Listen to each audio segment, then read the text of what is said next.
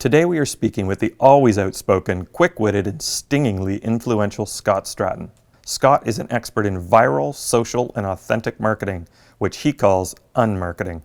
Author of 4 incredibly engaging books on marketing with a new one in the pipe, he holds serious sway in the Twitterverse with over 185,000 people following his daily rantings, and was named one of the top 5 social media influencers in the world by Forbes.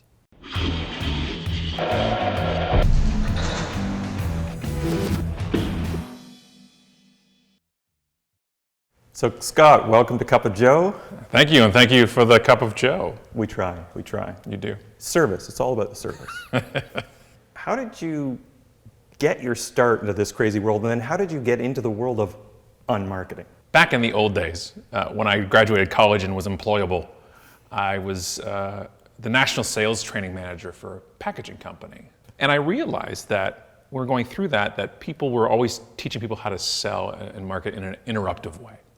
More messages we can blast out. And again, this is 16, 17 years ago. And it really hit a pinnacle when I was in a friend's office and the phone rings and he picks it up and somebody was cold calling him on the other side of the line. And he starts berating the guy, right? Get a real job, and he hangs up and I'm like, I know, right? He's like, yeah, okay, man, I gotta go do my calls for the day. And I looked at him like, Jeff, what? You just berated a guy on the phone for doing a cold call and now you have to go do them? He's like, yeah, but I have something that people need. So he was justifying, and this hypocritical marketing to me was like, there's gotta be a better way. I don't wanna blast messages better everywhere. So UnMarketing came up as the opposite of that. And I actually came up with the name UnMarketing because I thought it would look good on a bookshelf one day. And I think it does, yes. Yeah. So the term UnMarketing, Right. What's the essence of it? Really, UnMarketing is about is not feeling you're directly marketed to. That I always found that if you position yourself as a trusted expert in a certain field, and give knowledge and builds trust, that people will come to you. We call it the hierarchy of buying. So the bottom of the hierarchy is people searching, wandering aimlessly for you, right? Back in the day, it was yellow pages. And same as today. You never search something online if you already know somebody. So how do I know, like, and trust you?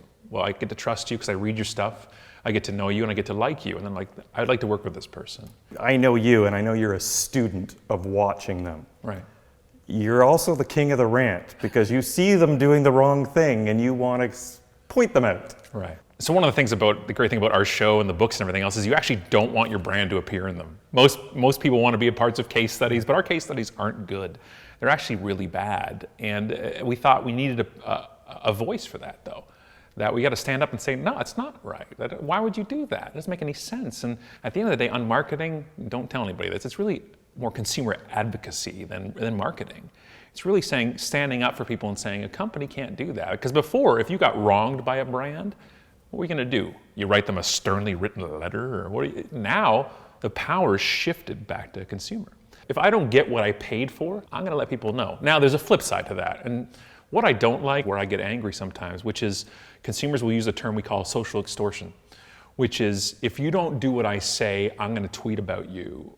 I just don't want us to abuse that. When you're picking and looking at these brands and what they're doing out there, have you ever started into a rant and maybe pushed it too far? One of the most important things to understand is I've never tried to be first with something.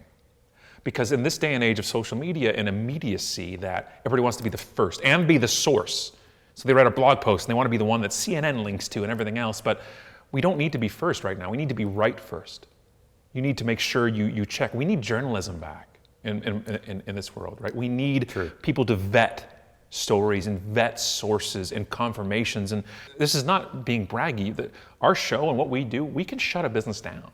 Here's an example. Somebody on Twitter a few years ago sent us a picture on Martin Luther King Jr. Day of a store in Duluth, Minnesota with a sign, and it said, everything black, 25% off in the store, right? You're like, hot diggity, right? That's amazing. And of course, we see that and we're like, giddy up. Yeah. Like, this is what we talk about. Yeah. And then I realized, we need to make sure this is real.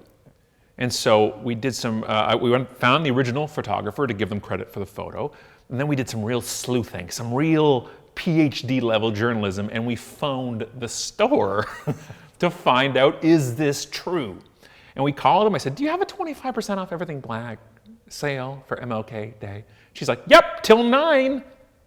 And hung up the phone. I'm like, good. And then we wrote the blog post. Yeah. And the blog post went viral and it went nuts.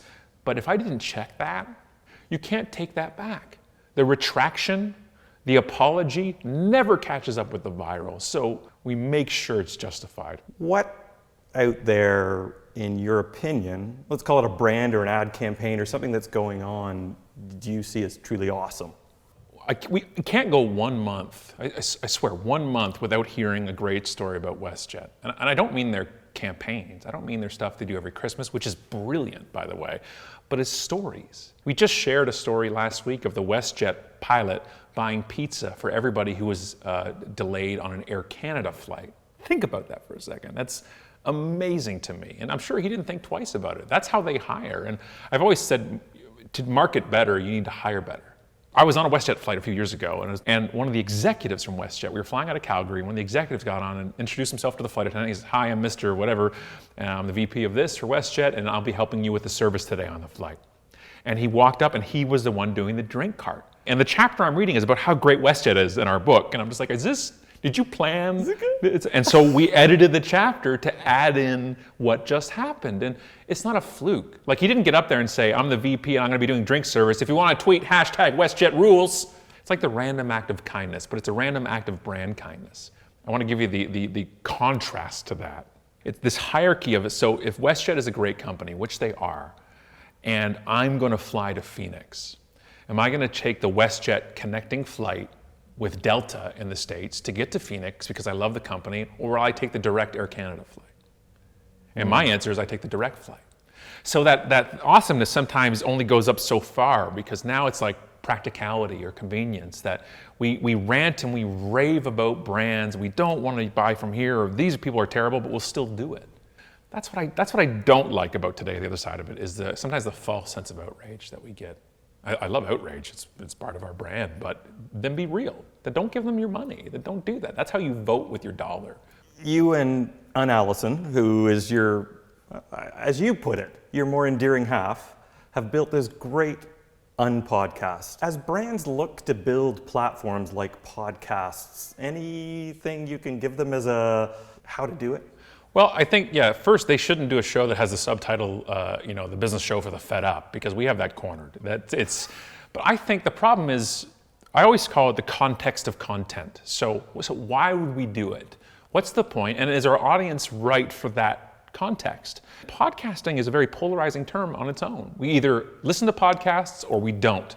From episode 1, we came out with full HD, 3-camera shoot, audio producer, studio, sound room, everything, because we wanted the first episode to look like we've done it forever, that we are pros, because you can't get that back. If it's like, well, it's show 1, let's see how this goes, and you kind of do it, and then you may invest later on, you get one chance for that first brand impression. If you're trying to attract Fortune 500 clients, and I'm not sure your basement cuts it. And do you have something to talk about? Right. Nobody needs to hear the CFO for 6 weeks in a row talk about that annual report, unless the show is going to other people in that industry. But you have to be as passionate about the topic as the listeners can be. And you have to be ready for the feedback as well, because podcasting audiences are really intimate. They're really connected. You're in your earbuds, they're working out, they're walking the dog, they're driving to work. You're right in there. Yeah. And sometimes their feedback is also really, personal. And the first comment ever on the show was, because the first show was actually 59 minutes long. We just talked until we were done. And the first comment on the post, it's still there, episode 1, it says, 59 minutes? ? I haven't actually listened yet, but 59 minutes? Come on. I'm like, that's your...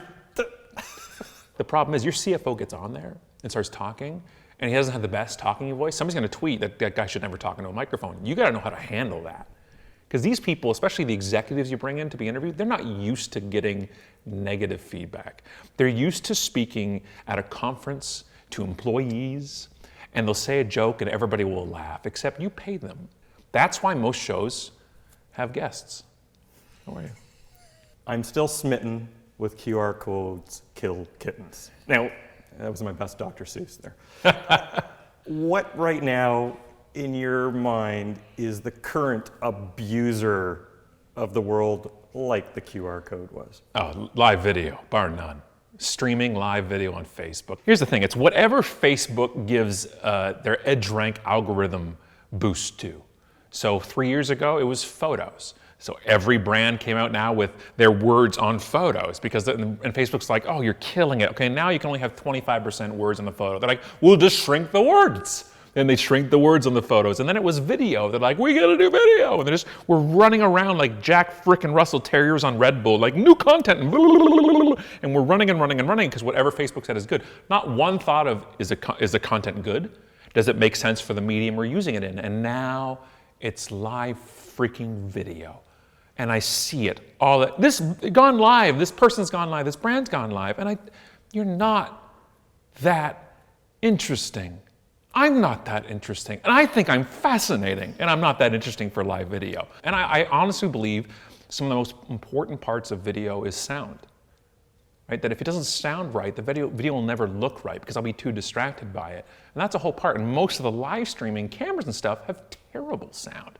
Or you got to put the camera far back so it's away from the sound source. And it's just, it hurts your brand more than it helps. You guys are building a little bit of a content empire yourselves. So UnMarketing, unselling, I know you're building a documentary right now on speaking and the fear of speaking, which I love as a topic. And we just signed the contract for unbranding, yeah. Now unbranding. Yeah. Where's the world of going?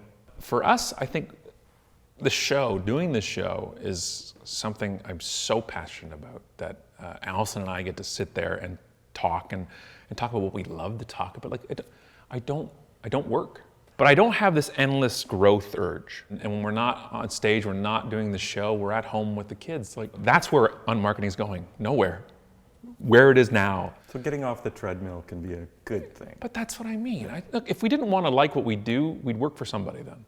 What do you think the one thing brands can do to change the way they engage with people? Well, I think the need to feel that you have to be everywhere all the time. Most brands can't do it. I don't think you need an Instagram, Snapchat, Pinterest, and everything else. Find out where your customers are and where are they talking about you, and do you want to be part of that conversation? Don't give a person a Twitter account and give them no autonomy. And every answer is a stock answer. Just call this number. Just call this number. You know how annoying that is? You ever gone to a store to return something and you get to the front, they're like, wrong line, it's actually over there. That's what you're doing to somebody with your brand on Facebook or Twitter. I've had airlines rebook me and pick a new seat through Twitter DMs. I've had entire meals, fixed and delivered to us through a Facebook message. You can do it. It's just whether or not you want to invest the time. Is it truly a service channel? Then make it one. All right. Excellent conversation, Scott. Thank you very much. Thank you for having me. Thanks, man. Thank you.